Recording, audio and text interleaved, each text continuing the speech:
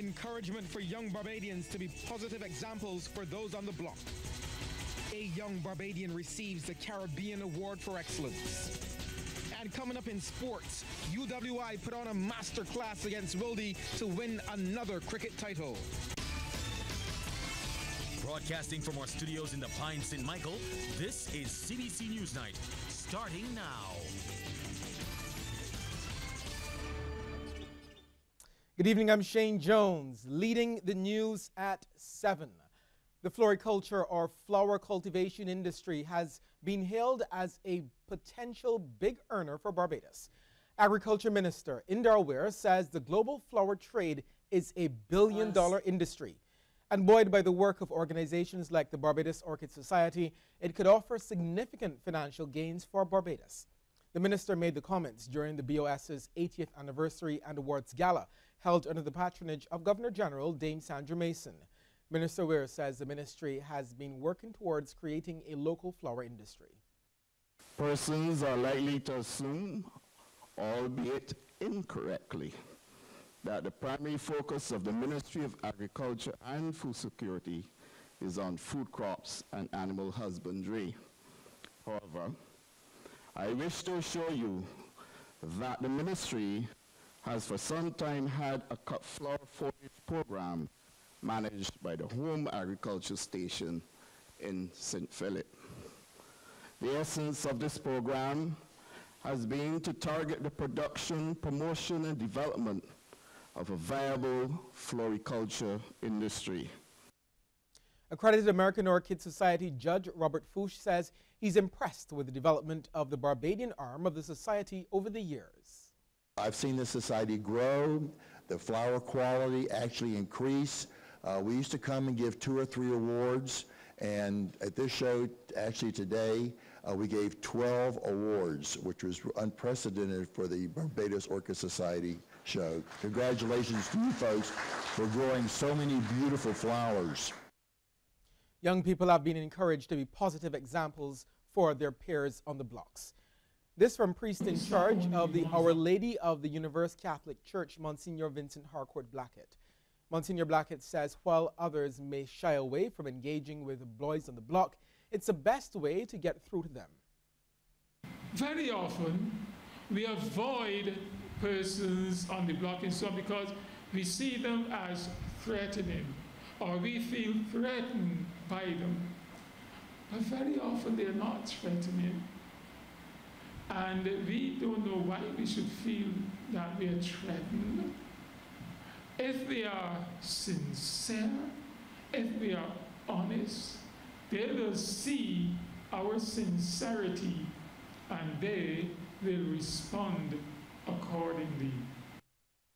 Monsignor Blackett was speaking during an installation ceremony for the new St. Michael Parish ambassadors. They are 28-year-old Lisa Herwood and 20-year-old Jaleel Shannon. It's a very great feeling. It's something that I never thought I would have been involved in. So I'm grateful for the opportunity to be selected to do it. I look forward on bettering our parish so we could bring out a lot of young people to show them face and to make my mother and my whole family proud. Barbadian Corey Lane etched his name in history when he became just the 3rd Barbadian to receive the Caribbean Award for Excellence last evening at the 14th edition of the Anthony N. Sabga Awards at Sandals Royal. 4 new laureates stood tall on the glitzy night with Governor General Dame Sandra Mason, Prime Minister Mia Amor Motley, Executive Chairman of the Anson McCall Group of Companies A. Norman Sabga, and Sir Sridhar Ramphal, who is the chairman of the Regional Eminent Persons Panel. The 2019 honorees are Trinidad and Tobago's Danielle Diffenteller in Arts and Letters. The film producer, director, and writer is a passionate advocate for a strong Caribbean film industry. Jamaica's Kamala Bennett was awarded in the field of entrepreneurship. She is a filmmaker, strategist, and creative thinker. Also from Jamaica, Professor Michael Taylor was recognized for science and technology. He is described as having a remarkable career dedicated to climate change throughout the Caribbean. And Barbadian Corey Lane earns his honor in the field of public and civic contributions. The social activist's life is a success story of rising from adversity. He uses unfortunate life experiences as impetus to help others in similar situations, dedicating his life to assisting at-risk youth. Anson McKell's executive chairman says his father was aware of the enormous quantity of genius that Caribbean people possess that was never rewarded. By honoring those of today that create a powerful and inspirational change that will impact the lives of generations to come, we hope to not only congratulate them on their achievements, but more so to inspire others to follow in their footsteps. Corey Lane lost his mother at the age of 15. He says from then on, he knew he would always be helping people. I give thanks to my brothers and sisters, because you may not know, but many points there were times that I felt as though I could not carry on, and I did it for you. Because in Mommy's last words, she said, take care of those young ones. And I knew that that would be my life work. The award carries a cash prize of just under 150,000 Barbados dollars. A two-vehicle smash-up in Christchurch this morning involving public service vehicles pressed emergency medical personnel into action. According to police reports, a ZR collided with a ZM taxi around 7:45 along Charnock's main road in the vicinity of St. Bartholomew's Church. Reports are that 9 passengers in the ZR complained of various injuries and had to seek medical attention. CBC News understands that the driver of the ZR had serious facial injuries. Police say both vehicles were extensively damaged. Needy mothers-to-be have been given some vital help thanks to a donation from a charitable organization. The Rotaract Club of Barbados West presented the neonatal intensive care unit at the Queen Elizabeth Hospital with several boxes of newborn diapers. President Nadifa Hoyt says for the past 2 years, the club has been raising funds to assist the unit.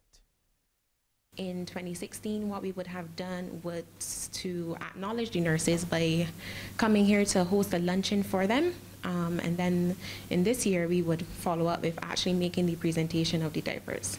So at the event, we would have raised about $2,400, and that afforded us to make a donation of 20 boxes of diapers to the unit. Senior Nursing Officer Marita Harris says the donation couldn't have come at a better time. We think at this time it's very timely that they give us the Pampers for the little babies, because in our challenges, you know, some mothers cannot afford to buy Pampers, and we will be providing it from the hospital fund. And we want to thank them very much for going beyond and looking after the babies with us, and we are very grateful for the donation. 30 Venezuelans are still at the Guyana Police Force's head office as the government continues to find alternative for them. More in this report from HGP-TV's Yanis Abrams. 1 week has passed since 140 Venezuelans arrived in the capital city from Region 1 via the MV Barima.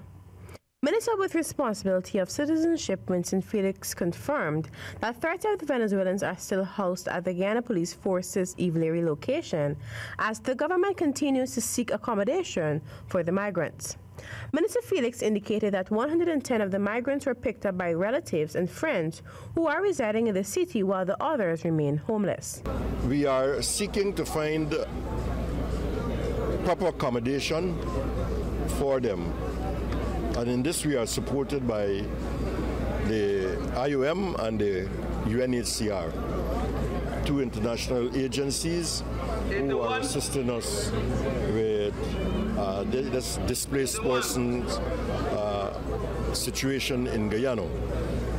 82, 83. We expect to find accommodation through this collaborative effort, and which would have them properly taken care of in terms of accommodation and the meals. Minister Felix noted that the International Office for Migration and the United Nations High Commissioner for Refugees are supporting the government's effort to find houses or rooms which can be rented to accommodate the displaced refugees.